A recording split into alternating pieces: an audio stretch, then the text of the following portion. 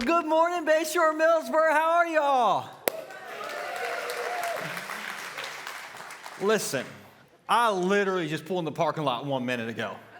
I am not kidding. I got resaved 17 times on the ride here. I've been in Fenwick, and apparently I preached too long, and I am so thankful for our police officers. I am so thankful, but I am glad they were not on the way anywhere I was. But I'm glad to be here. Jeremy met me out in the parking lot. There were people on their headphones saying, "The eagle has landed. The eagle has landed." But my name is Joel, if we've never met before. I'm the campus pastor at Rehoboth, and I feel so honored to be with you guys because you guys, Millsboro, I don't know if you know this, how long your history's been with us, but you guys are the OGs. You're the originals, okay? Like Coca-Cola Classic. You all are the Coca-Cola Classics of Bayshore. And this is the campus that started it all, and I've been so grateful to be in Rehoboth because many of you seeded that campus, and now to just be in Fenwick. And the reason I was running late is because today was their first Sunday of 2 services, and I heard Pastor Jeremy mention that because I was watching YouTube live while I was driving here. But what an amazing church, and you guys are amazing for really planning and developing what Bayshore is. So can you just give yourselves a hand? So grateful for that. Now, if you've never heard me speak before, I like to ask a lot of questions, and that's really because I have a 10 and 11-year-old kids, and they just ask me a million questions. And so I have now been conditioned to ask questions. So it's not illegal for you to answer me. I would love your feedback. And so my opening question today for you guys is, raise your hand if you are a person who loves your routine. Come on, raise your hand and keep your hand up if you love a routine. Okay, look around. These are the people that guide the family to church on time today. All right, so give them a thanks after the service. Now, if you did not raise your hand, you are not a routine person, but my guess is you are the life of the party, baby. You're a free spirit. So if you do not love a routine, but you're a free spirit, just shout, woohoo! That's what irresponsibility sounds like right there. No, I'm kidding. I married a free spirit. I love free spirits, but I am not even I don't even register as a free spirit. I'm the type of person who, when I have my routine, if anyone or anything gets in the middle of my routine, I go through some spiritual warfare up here. You know what I mean? And so part of my Sunday morning routine is before I preach, I like to wake up super early and I run 4 miles so I can pray and think through the message before I preach it. And so a few Sundays ago, my alarm on my watch went off super early in the morning. It's Sunday morning, and it's normally dark in our bedroom, but this is my favorite time of year, summertime. So it's bright a little bit earlier, so I had a little bit of light coming on the sides of our blinds, but I still couldn't see in our bedroom. So I'm trying to quietly walk over, and step over pillows and blankets, and small children are in my room pretty much all the time. That it just surprised me. And as I'm walking, I thought I could see something shiny on the floor, but I couldn't tell what it was because this is the point in the morning I still have crusties in my eyes. It's early enough that Face ID doesn't even know who I am yet, And so I thought, I'm going to put my foot in the shiny thing to figure it out because maybe this is a library book cover, or maybe it's a Capri Sun straw wrapper that my kids have littered on my floor again. And so I thought, I'll put my foot in the shiny because, what's the worst that can happen, Bayshore? So I go like this. Doesn't feel like shiny would feel. It feels wet, like a pool is on my foot. And I'm thinking, did my kids spill the whole Capri Sun? Is the whole Capri Sun pouch on? What is this? And so I needed to find out what it was, and I'm now hopping on one foot. The other foot's dry, this one's wet, and I do this, and get ready for it, camera people. I go down, and I go. I feel like this is the right moment to put up my first picture of the day. We'll throw up here. That's my angry Chihuahua, Charlie, and doesn't he look cute? Doesn't he look cute? Okay, but he leaks. Charlie had free-spirited all over my floor because this little dog does not have Jesus in his heart. And so, and this wasn't, listen, Charlie weighs 8 pounds. This was an impressive puddle A Great Dane would be like, wow, I can't believe I left that. Like this was, and so now I'm in the dark. I'm hopping on one foot. I got Charlie's free spirit on the other foot. I'm definitely not thinking and praying through my message at this point. And so I hop to the bathroom because I'm like, I'm going to put my foot in the tub to get all that off of it. So I turn the tub water on, which wakes my wife up. And so my wife from the bedroom is yelling, Joel, are you taking a bath? Would you at least shut the bathroom door? So now I'm hopping back to shut the bathroom door. And guess who slept through this entire thing? Charlie. Charlie had the greatest night's sleep he has ever had in his life, okay? And so I tell you that story because, Charlie, we've now rehomed him. He now has a new family. I'm just kidding, okay? Some of you are like, oh my gosh, this is a serious story. No, but that whole thing threw off my routine. And the reason that happened is because somebody forgot that you can't feed Charlie the night before, because if you feed Charlie right before bed, he will eat like he is a Great Dane. And then he will drink water like he is a Great Dane. And then he will leave a Great Dane-sized free spirit puddle on the floor for me to step in before I, come to church. And guess who forgot all that the night before? Me. Because I'm always forgetting stuff. And so, Bayshore, I'm just curious, what was the last thing you forgot? What's the last thing you forgot? Now, my guess is most of you just sat there and thought, I can't remember. I can't remember the last thing I forgot. And I get that. That's how much we forget. But let me give you some examples. We forget where we put our keys. We forget where we put our phone. We forget when it is trash day. We forget what that one leftover is in the back of the fridge. The thing that's been there since Christmas. It's got felt growing on it now. It's like a science experiment. Isn't it true, Bayshore, that we forget things all the time? Isn't that true? Which I wonder if that's why the Bible uses the word remember 230 times and uses the phrase don't forget around 50 times. That is 280 remembers and don't forgets. Now, when the Bible's saying, if you're kind of new to the Bible isn't saying, hey, remember, don't feed Charlie before bed. And don't forget where you put your keys. That's not what the Bible is using these 280 times to say remember and don't forget about. The way majority of those 280 times, the Bible is saying, hey, remember all the good things God's done in your life. The Bible is saying, hey, don't forget that. And so this morning, I want us to remember God's goodness. I want us to remember God's promises. I want us to remember God's Son. I want us to remember those things. Everybody say remember. Remember. Okay, why do we need to remember things? Because we forget things all the time. And the one thing I never want to forget, and I hope you don't ever want to forget, is God's amazing grace. Oh my goodness, I don't want you to forget God's amazing grace in your life. I don't want to forget God's amazing grace in my life. And I don't, as a church, want us to forget God's amazing grace in other people's lives, which is why Luke chapter 15 is one of my favorite chapters in the entire Bible. And so here's the setup. What's going on in Luke 15? Jesus is being criticized by the religious leaders again because Jesus is hanging out with sinners again. And true story, Jesus was constantly hanging out, like going to house parties with the worst of the worst. I'm talking cheats and thieves and Pittsburgh Steelers fans, the worst of the worst. I'm just seeing where the line is, Millsboro. Am I teetering on a little bit? All right, I'll back up from it. But Jesus is hanging out with the worst of the worst. Why? Because Jesus liked people who are nothing like him. And people who are nothing like Jesus liked Jesus. Except for the religious leaders. They did not like Jesus. They did not like who he was hanging out with. And so he was getting criticized like, hey, why are you hanging out with these messy people? And if you could throw up that next slide. In Luke chapter 15, to respond to that, Jesus tells 3 stories. He tells the story of the lost sheep. He tells the story of the lost coin.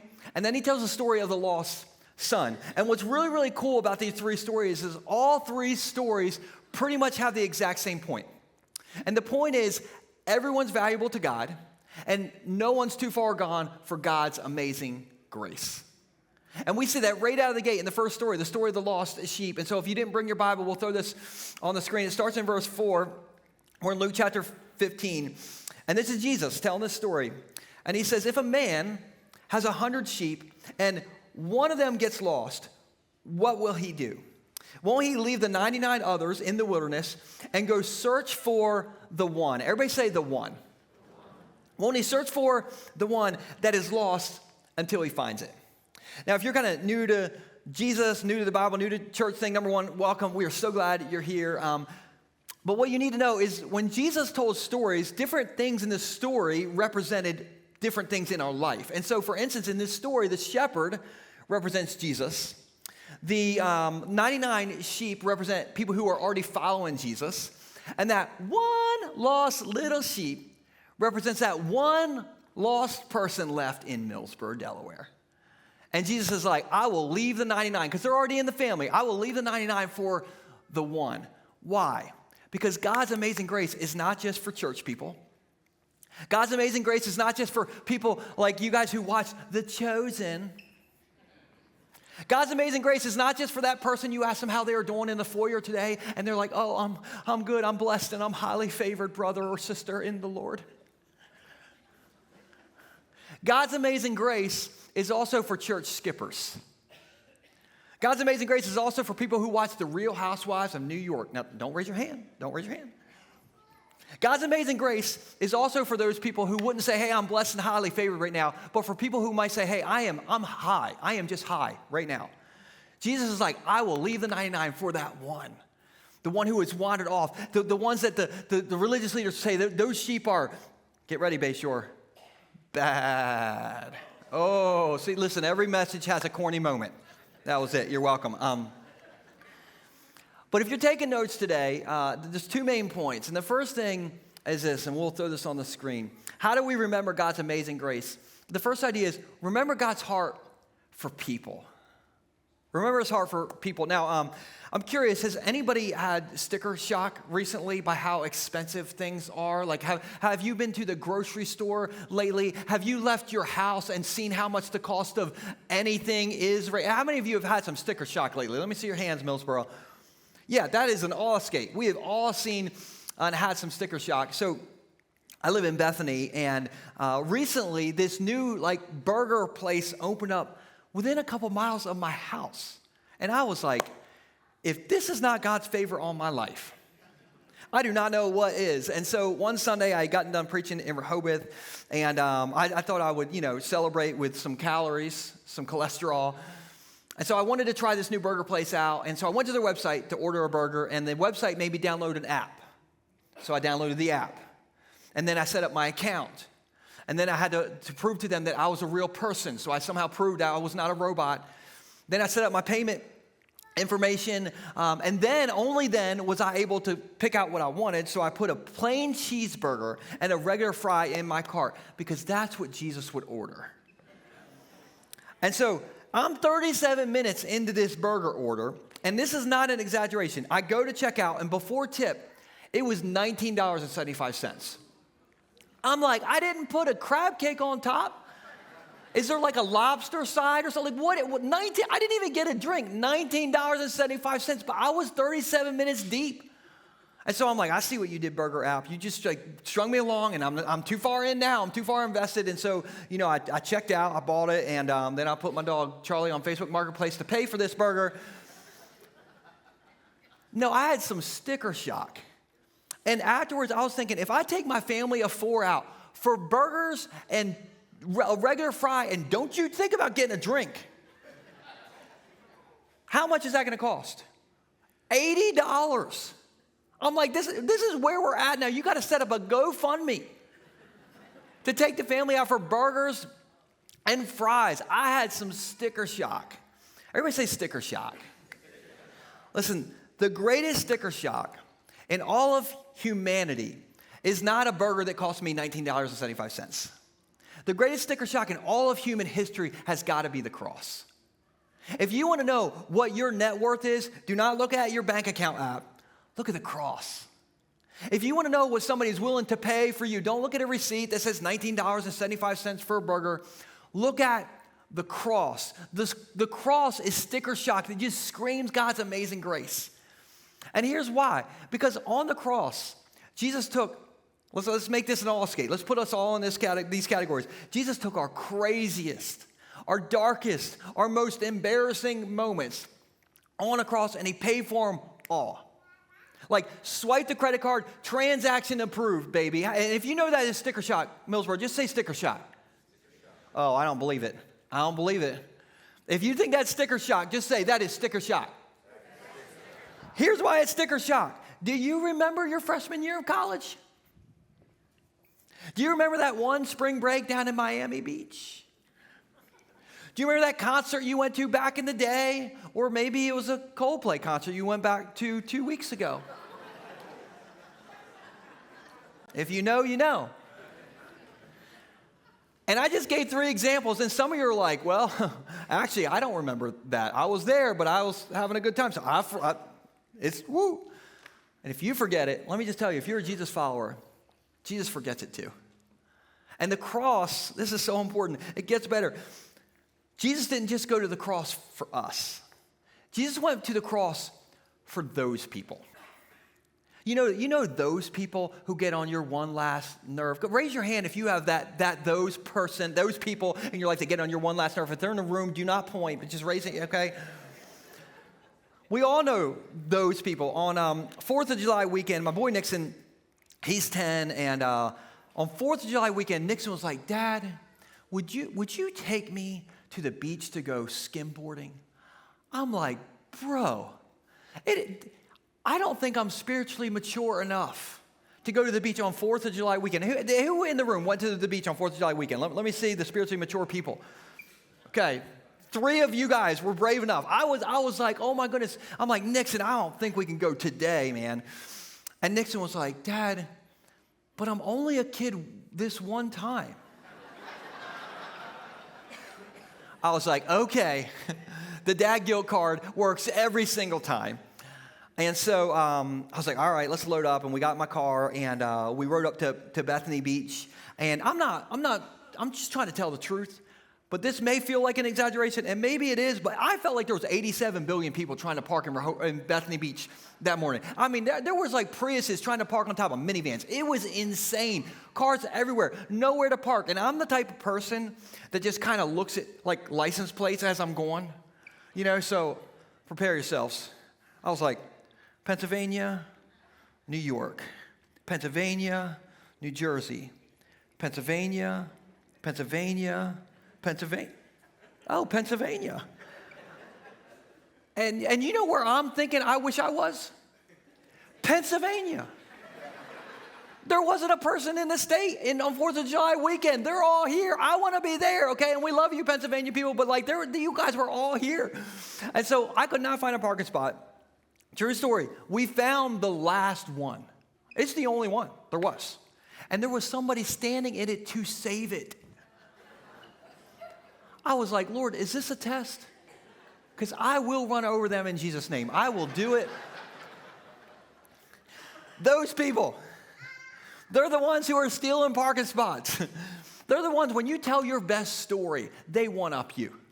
Those people are the ones in front of you in the 15 items or less checkout line, but they got 7 carts, those people. And I didn't even get to the fun ones like your family, But let me defend those people for just a second. Because the same cross that should give us sticker shock, that's for those people as well. And I just want to remind us, okay, God's amazing grace is not just for people who come to Bayshore Millsboro at the 10:30 service. God's amazing grace is for those who have wandered off. And God's dream, I'm telling you, God's dream for those people is that one day they will be standing in this room next to you. Wouldn't that be amazing? And that's his dream, so much so that in the story of the lost sheep, okay, Jesus leaves the 99 to get to the one because the one is valuable. Now, value kind of sets up the next story. So the next story is the story of the lost coin. And so we'll put this on the screen. It starts in verse 8. And Jesus tells this story. He says, or suppose a woman has 10 silver coins. Now, real quick, if you've been tracking with us, the 99 sheep and the 10 silver coins both represent the same thing. Okay, they represent people who are following Jesus. And so she has 10 silver coins, but loses how many? 1. Just like that one lost sheep. Won't she light a lamp and sweep the entire house and search carefully. Everybody say search carefully. Search carefully until she finds it. Now, question, why would this woman search carefully for the coin? Because the coin is valuable, right? Isn't a coin valuable no matter what condition it's in? Isn't that true? Like if you had a coin and it like made its way deep under the dresser. I know this is like make-believe, this would never happen, but if it like made its way deep under the dresser and it was back in the corner where there's dust and there's Capri Sun stickiness and there's Dorito crumbs and that coin got covered in all of those, wouldn't that coin be worth just as much with all that on it as a mint coin would be worth? Yes, why? Because coins are valuable. All coins are valuable, just like all people are valuable. And yes, when Jesus found us, imagine you're the lost coin. When Jesus found us, he cleans us up. He changes us. He gets our life back on track. But Bayshore, let's never forget who we were before we were found.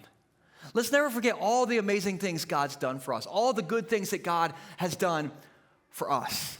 Let's not forget those things. And if God can do that for us, he can do that for our lost family. He can do that for our lost friends. He can do that for that one lost person in your life that you've been wanting to see sitting in this church. And if all coins are valuable, all people are also valuable. It kind of reminds me of this. I brought my Nolan Ryan card, a 1973 Topps Nolan Ryan card that I got when I was 8 years old at a flea market. And if you don't know who Nolan Ryan is, maybe you're under 40, okay, you don't need to ask ChatGPT. Let me just tell you about Nolan Ryan. He was one of the greatest pitchers of all time. He could throw the fastball that nobody wanted to bat against. And so when I was a kid, I found this in the flea market. I'm like, I got to have that Nolan Ryan card. And so right after I bought this Nolan Ryan card, my mom used to take me to Food Lion every week for the weekly grocery shopping. And I would always go to the magazine section. And after I got this card, I went and looked at Tough Stuff magazine, which was a magazine that valued cards, that would tell you how much your card was worth. And so I flipped it over, 1973 Topps Nolan Ryan card, and I looked this up, and I found out that this card was worth tens of dollars.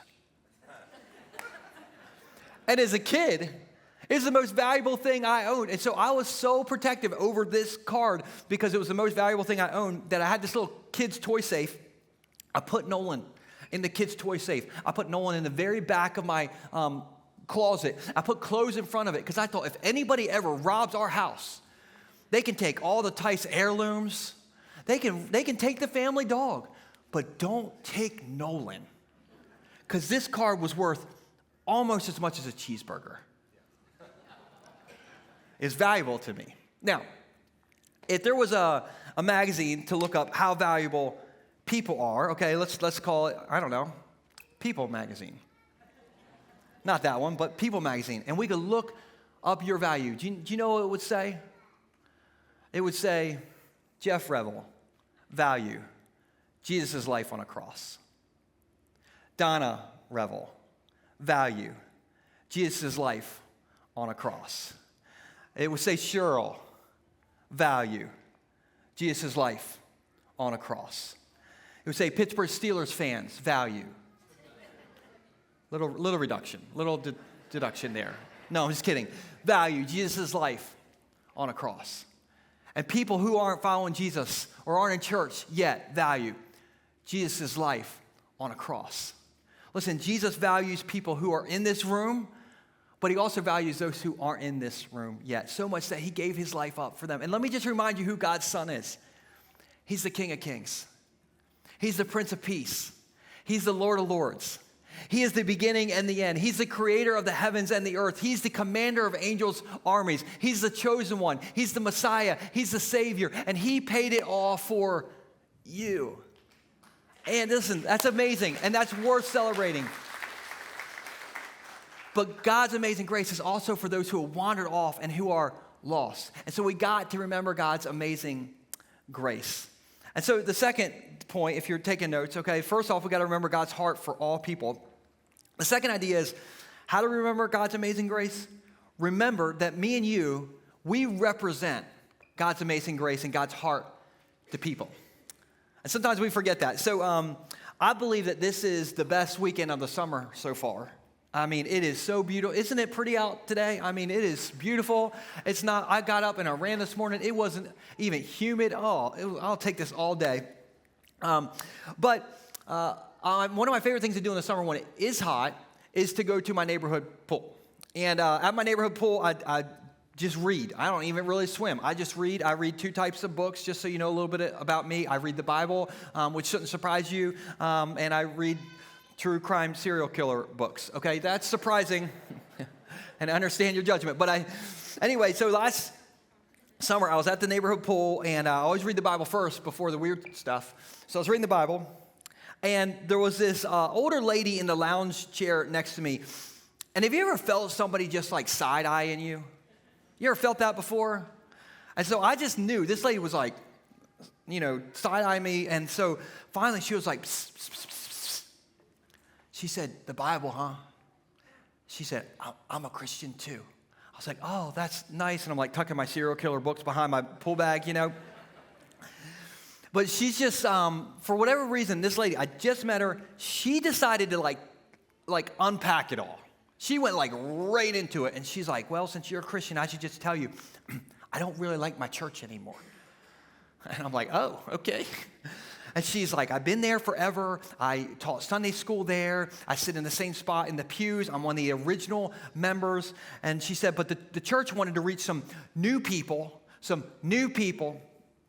so they wanted to change up some things. And now all these new people are coming to church, so they canceled my Sunday school so they could add a service. And I'm not happy about that. And then she was like, and these new people are sitting in my pew. And that's my seat. And she was like, you would not believe the way some of these people are living. And then she's like, these are not my people. And then she's like, so I was thinking about leaving my church. And she's like, well, where do you go to church? Maybe I'll come to your church.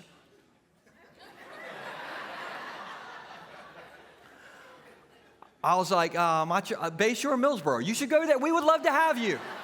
She's probably sitting in this room right now. I don't know.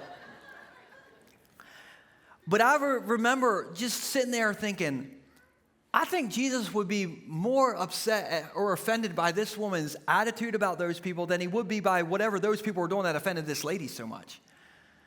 And I 100% believe that God's dream for the church, okay, not just Bayshore, but, the church. We're talking High Tide and the River and all these churches around us, all the churches around us. God's dream for the church is that there will be cheerleaders at the door cheering all the people coming in instead of church bouncers at the door checking everybody's morality ID. That's what I believe.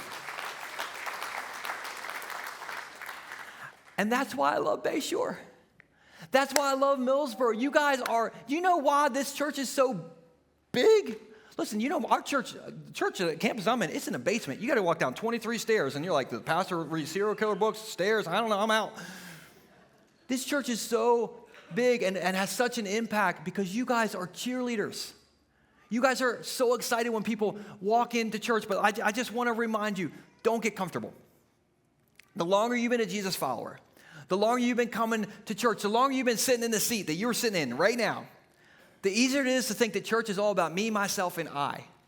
And I just want to remind you that church is also about those people who aren't here yet. And so be happy when they show up. Be psyched when they show up. Flash those pearly whites when they show up. Because I want to show you how Jesus, we're going to backtrack to the lost sheep story real quick. I want to show you how Jesus responded when that lost sheep finally showed up. And this is in verses 6 through 7. Jesus says, the lost sheep shows up, and Jesus says, rejoice with me. Everybody say, rejoice. Rejoice with me, because I have found my lost sheep. In the same way, there is more joy. Everybody say joy. Joy in heaven over one lost sinner who repents and returns to God than over 99 others who are righteous and haven't strayed away. And I want you to picture this verse. And so if you can throw that next picture up on the screen, I want you to see this shepherd and the smile he has on his face. This is the same smile that Jesus has on his face every single time a lost person walks through our doors at Bayshore. Like, welcome home, baby. Welcome home. And so I want to see your smile, Bayshore Millsboro. And just right now, I need to see some pearly whites. You paid a lot of money for these teeth. Let me see them. Okay, there they are. A few of them I saw. Listen, your smiles And that smile we just saw on that shepherd's face, that's the same smile that Jesus had on his face when he found you. When you were found, they partied in heaven like it was 1999. 99, like get it? 99 sheep, 1990, get it? You missed it. No, it's too late. It's too late now. No, I'm just kidding. But listen, we need to have that same look on our face every single time a lost person is found at Bayshore. So I want to give you a couple action steps for this message. So how do you represent God's heart? The first thing we'll put up here is keep showing up. Do you know the average Christian comes to church 8 times a year? Now, I'm not talking about you guys. You're here on the prettiest weekend of the summer. Give yourself a high five. Come on, just one high five. You're above average. But the average person comes to church, average Jesus follower goes to church 8 times a year. If that, I invited this lady who I ran into a couple years ago to our campus, and I didn't say which campus it was. I just invited her to church, and she's like, "Oh, what church do you go to?" And so I said Bayshore Rehoboth, and I didn't say I was a pastor, and I just said Bayshore Rehoboth, and she was like, "Oh, that's where I go." Who are you?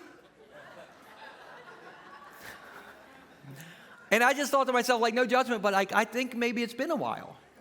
Like, we'd love to have you come back. And so keep showing up here, because when you're at church here, you're reminded of God's amazing grace, and you are able to show other people God's amazing grace. So keep showing up. Keep smiling when new people come in. Keep, shuffling your seats when a new family is in your seat. Don't be upset about that. Be excited about that. Keep, partying like it's 1999, Bayshore, because this is I'm biased, all right? I'm a campus pastor here, but I believe Bayshore is an amazing church. I don't even know if you guys know how amazing your worship is. I was driving here. I'm on YouTube listening to Corey and Reagan and the band just absolutely just worshiping in such a way that is like contagious for me. Like, you gotta enter into that. Like, there's something powerful about that. That's not normal.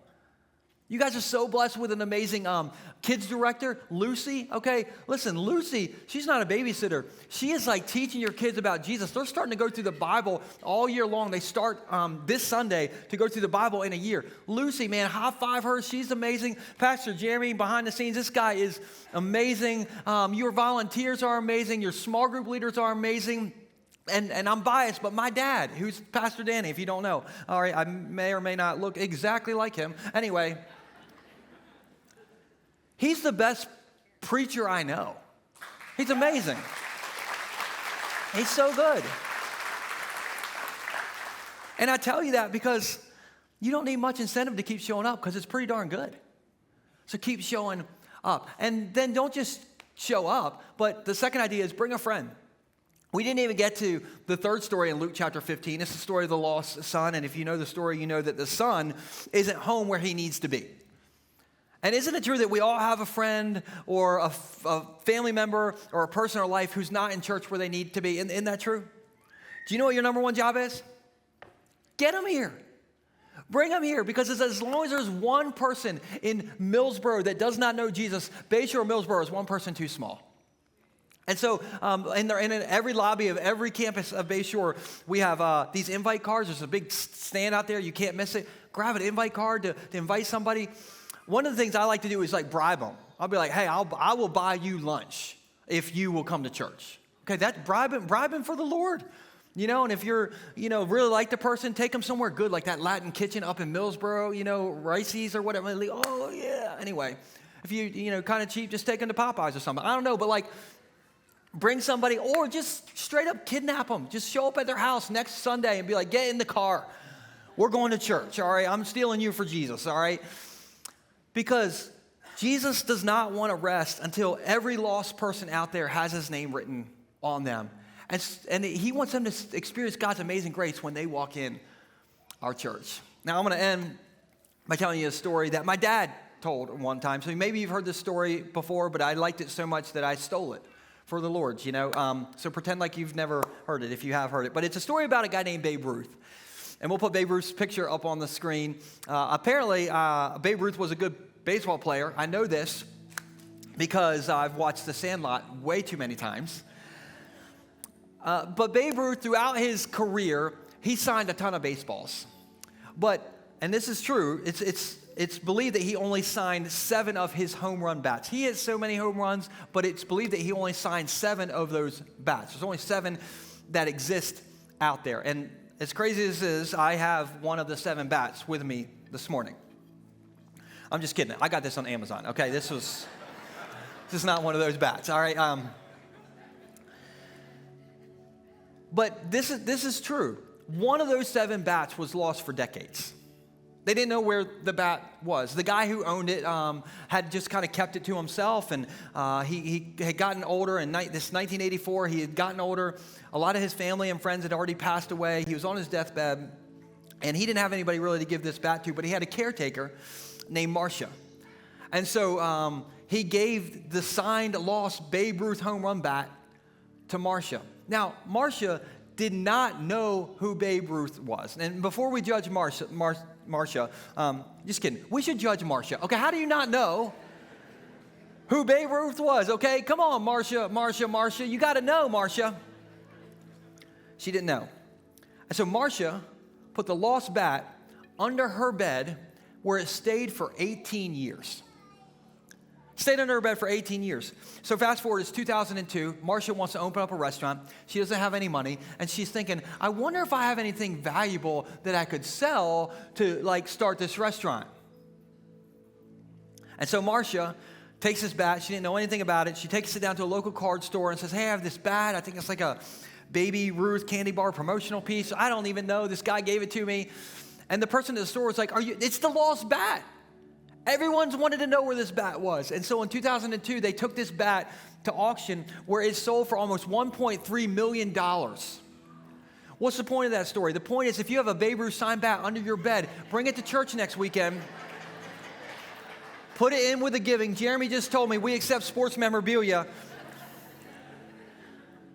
No, my question for you about that story is, what made that bat worth $1.3 million and this bat worth $49.99? What's the difference? Babe Ruth's name was written on the bat that sold for $1.3 million. And I am not going to step off this stage before I tell you what makes you valuable.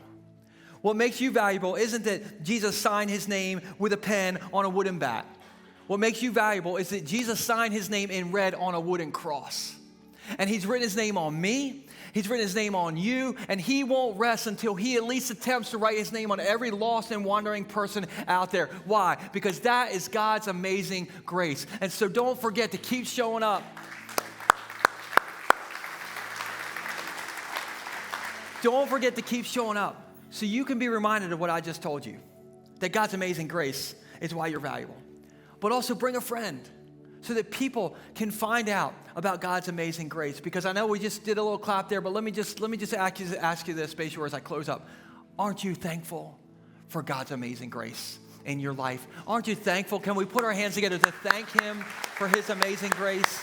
So grateful for it. If you guys could bow your heads and close your eyes, and maybe you've never crossed that line of faith, and you heard this message, and at some point during the message, maybe something inside of you just felt that you were drawn to Jesus. You were maybe that lost one who has wandered off, or maybe your heart is beating right now and you don't know what that is. And I just want to tell you what that is Jesus inviting you to be part of his amazing grace. He's inviting you into the family. And so if you want to be a Jesus follower or become a Jesus follower and you've never accepted Jesus, you've never crossed that line of faith while no one's looking around, would you just raise your hand right now to make that commitment that, hey, this is my moment, that I'm going to receive God's amazing grace. I see that hand. Thank you, sir.